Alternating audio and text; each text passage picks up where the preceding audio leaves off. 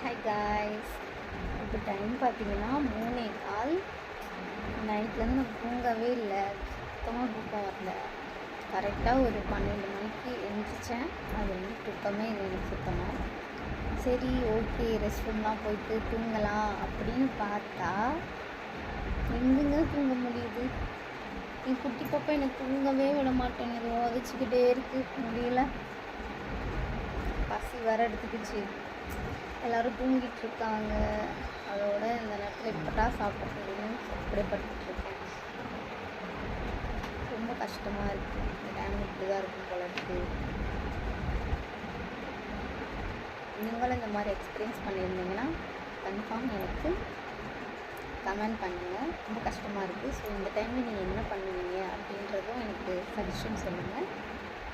Okay, bye, good night.